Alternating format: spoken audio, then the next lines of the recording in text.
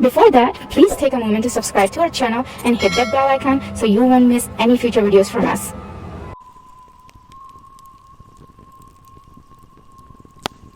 Go to Sleep is a creepy bedtime story about a young boy who is afraid to go to bed because he fears there is something evil lurking in his bedroom. It is based on a short story by Michael Whitehouse. For a tired child, bedtime is always a happy and relaxing event. When they relax and drift off into a restful slumber. Some children complain when their parents force them to go to sleep before their bedtime.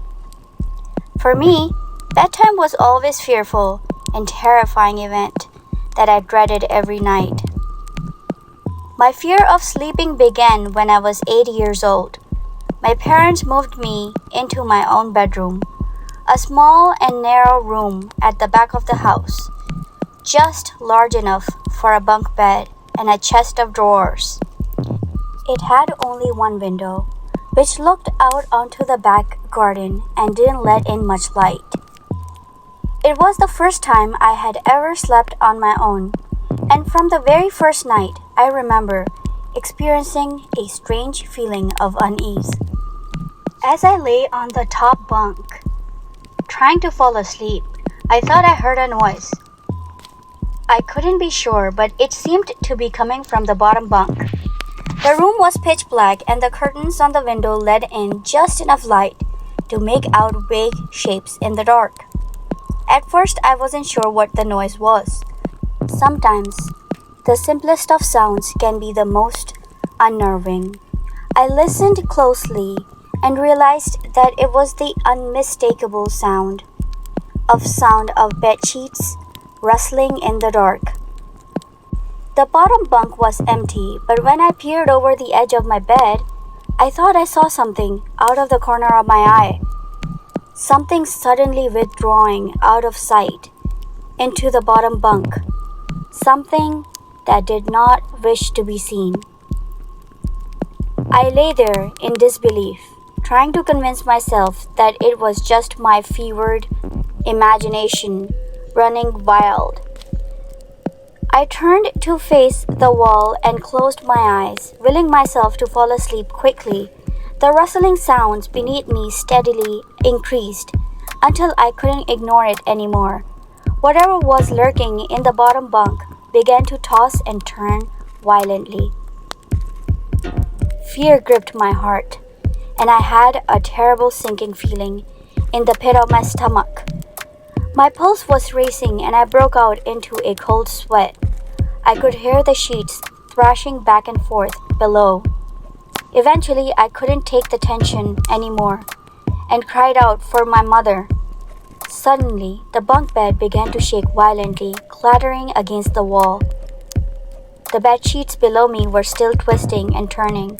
I couldn't get out of bed in case the thing in the bottom bunk reached out and grabbed me.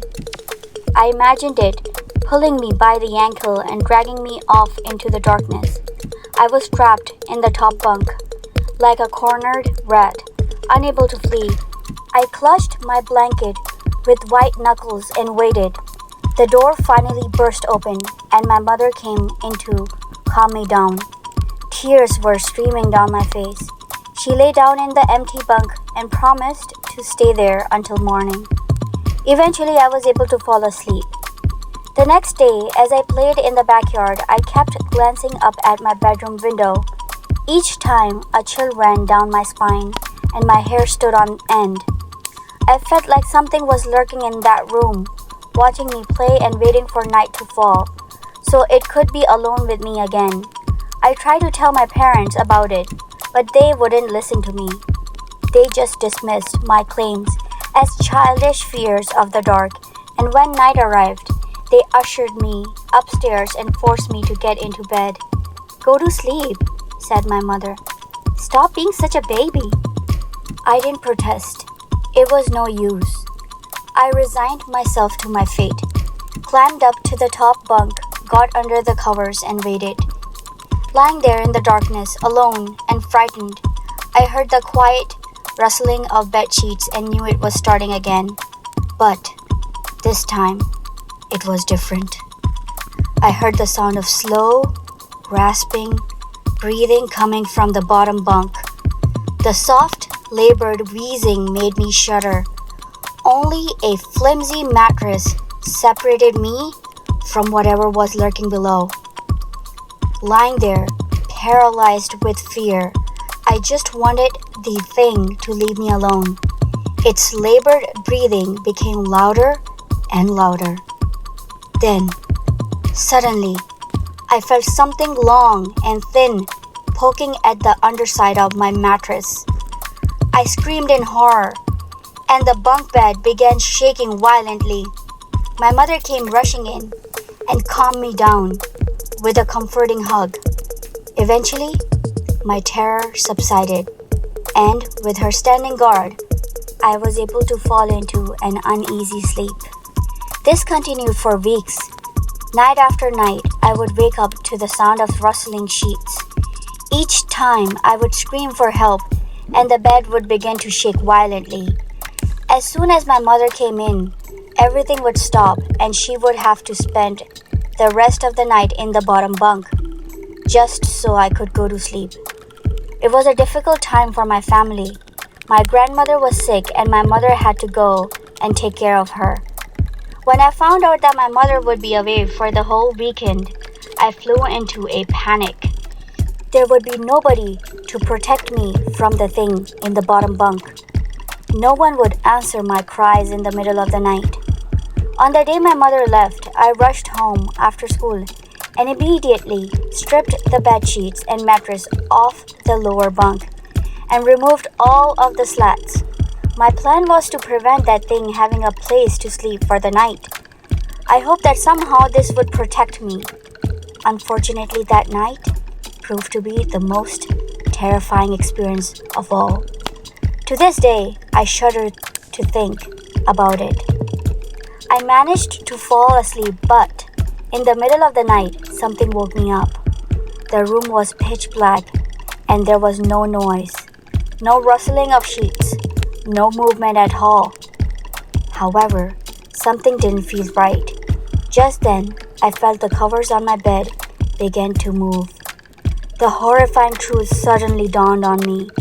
The wretched thing that had terrorized me night after night was not in the bottom bunk. It was in my bed. I opened my mouth and tried to scream, but nothing came out.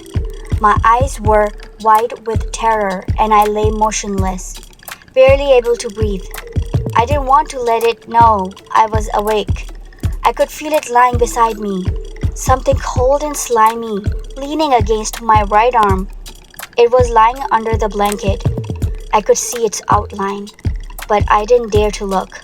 All of a sudden, it rolled over on top of me, and I felt its weight pressing down on me. I will never forget that awful feeling.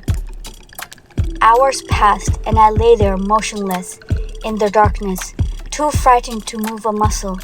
I wanted to cry, but no tears would come out. Finally, I reached my breaking point and couldn't bear it a moment longer. Ever so slowly, I tried to ease myself out from the under it. Inch by painstaking inch, I shifted my weight, moving sideways. Just as I thought I was about to escape, it moved. Dear God, it moved. I felt a clammy hand reach across my chest and close around my throat.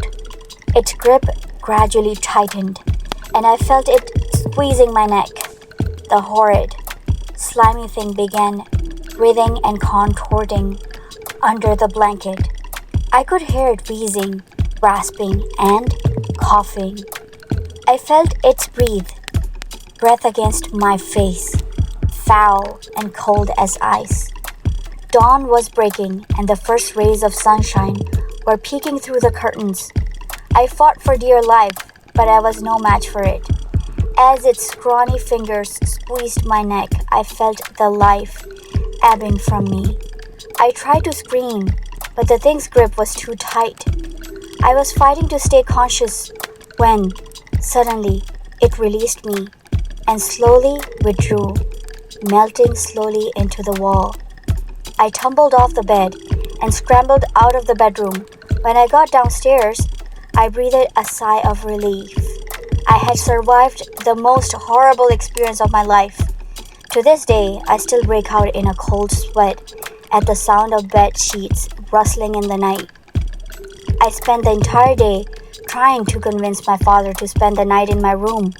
It took some effort, but he finally agreed. Perhaps he was just trying to humor me while my mother was away. Whatever the reason, it proved to be a smart move because in one night, it solved the problem for good. The very next morning, he stormed into my room and told me to pack a suitcase. We were moving to a hotel. Thank you for listening to our story. I really appreciate all your support. If you haven't already done so, please like, subscribe, and click on that bell icon so you won't miss our weekly uploads. I hope you have a good day. Until next time, goodbye.